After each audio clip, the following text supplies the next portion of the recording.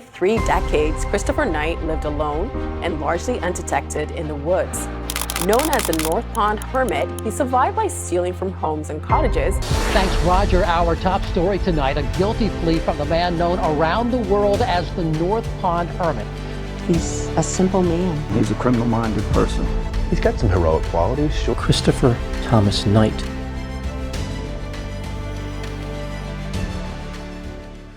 "1,000 burglaries, 27 years of complete solitude. Only one word spoken to another human being in nearly 3 decades. These aren't stats from some fictional character. They're the real-life numbers behind one of the most extraordinary cases of voluntary isolation in human history. This is the story of Christopher Knight, known as the North Pond Hermit, who turned his back on civilization and managed to vanish into the wilderness at the age of 20. In 1986, a young Christopher Knight was working a regular job installing home and vehicle alarm systems near Boston. Then one day, without warning, without saying goodbye to anyone, he simply disappeared. He didn't even return his work tools or tell his boss he was quitting.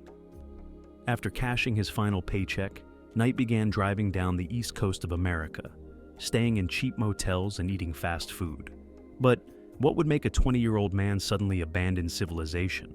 Knight himself couldn't provide a clear answer. "It's a mystery," he would later say.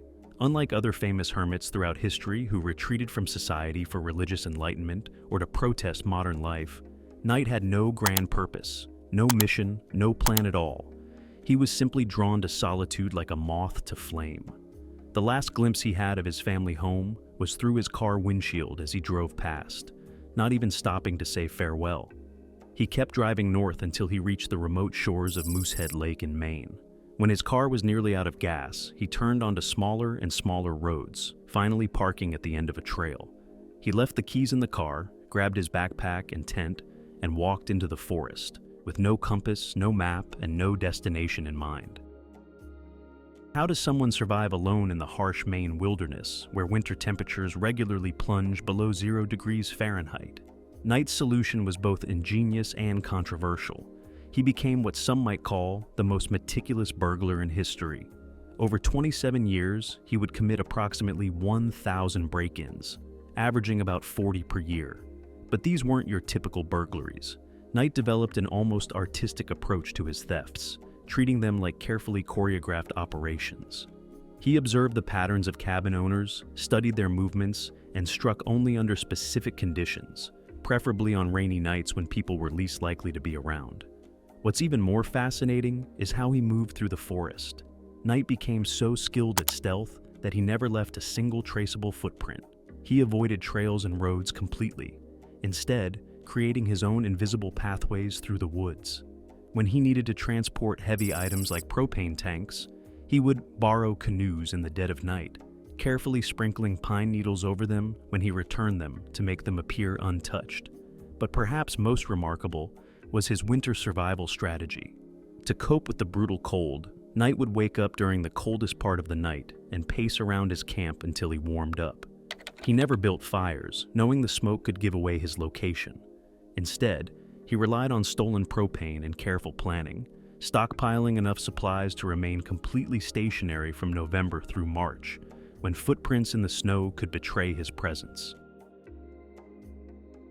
After trying several locations, Knight finally found his ideal home, a small clearing hidden among a cluster of massive boulders, in an area so rugged that even hikers avoided it. He created a surprisingly sophisticated camp, complete with a tent platform, a makeshift bathroom, and storage areas for food and supplies, all constructed entirely from stolen materials. His living space was a masterclass in efficiency and organization. Everything had its place. Everything served a purpose. He maintained strict personal hygiene, regularly taking cold sponge baths and keeping himself clean-shaven. This wasn't just about comfort, it was also strategic. If anyone ever spotted him, he wanted to avoid arousing suspicion with a disheveled appearance. But what about human contact? In his entire 27 years of solitude, Knight claimed to have spoken only once, a simple hi, exchanged with a hiker in the 1990s. Think about that for a moment. Almost 3 decades with just one word spoken to another human being. How many of us could even imagine such extreme isolation? But what was daily life actually like for this modern-day hermit? Knight's existence took on an almost monk-like quality, though not by any religious calling. He discovered something profound in his isolation. Boredom simply didn't exist for him. In fact, he wasn't even sure he understood the concept of boredom and loneliness. That was another emotion that never crept into his world. If you like solitude, Knight would later explain, you are never alone. His connection to the forest became so deep that the line between himself and his environment seemed to dissolve. Without any audience to perform for, without any social roles to fill, Knight experienced something few of us ever will, the complete dissolution of his socially constructed identity. He didn't even keep a mirror in his camp. His days followed the rhythm of nature rather than the tick of a clock. Unlike Henry David Thoreau, whom Knight dismissed as a dilettante for only spending 2 years at Walden Pond and having his mother do his laundry, Knight's commitment to solitude was absolute. He even scoffed at the comparison, saying Thoreau was just a show-off who went out there and wrote a book saying, "Look how great I am." Some nearby residents were skeptical of Knight's survival skills, suggesting he might have secretly taken shelter in vacant cabins during the harshest weather. But Knight maintained that he never slept indoors after his first few weeks in the wild. One early experience of sleeping in an unoccupied cabin left him so stressed about getting caught that he never did it again. Instead, he adapted to whatever Mother Nature threw at him, becoming one with the wilderness in a way few modern humans ever have. Knight's burglaries were so meticulously executed that they became almost legendary in the area.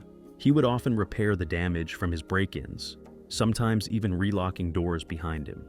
He took only what he needed to survive: food, propane, clothing, and batteries. When he stole from gas grills, he would replace full propane tanks with empty ones to make the theft less noticeable. His knowledge of alarm systems from his previous job came in handy. He could disable security systems and remove memory cards from surveillance cameras. The local police, though frustrated by their inability to catch him, couldn't help but admire his skill. One officer noted the unusual neatness of his crimes, saying his level of discipline was beyond what any of us can remotely imagine. But Knight wasn't proud of his actions. He later revealed that every break-in filled him with shame. Every time I was very conscious that I was doing wrong, I took no pleasure in it, none at all. Each burglary was a necessity for survival, not a thrill-seeking adventure. After 27 years of successful evasion, Knight's remarkable run came to an end on April 4th, 2013. He was caught in the act of stealing food from the Pine Tree Camp in Rome, Maine. The news of his arrest created an international sensation.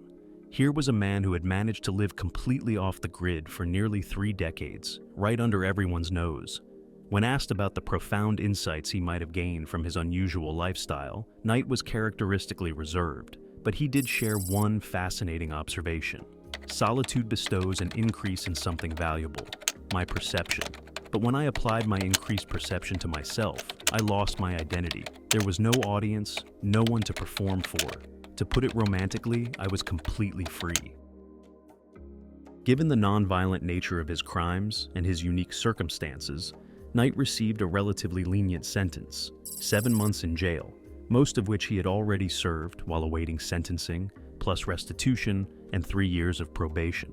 After his release, he secured a job with his brother and began the challenging process of reintegrating into society.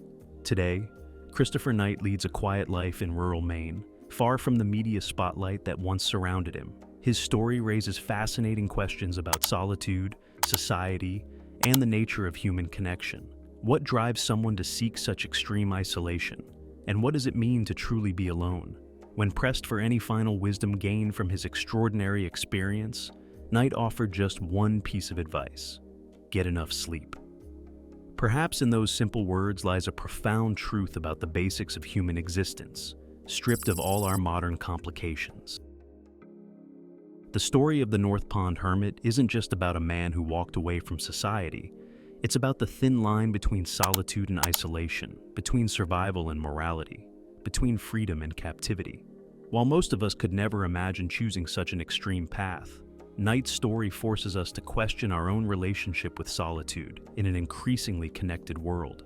What would you do if you had the courage, or perhaps the desperation, to walk away from it all?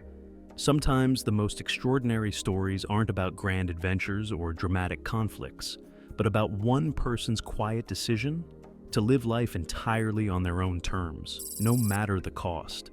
Thanks for watching.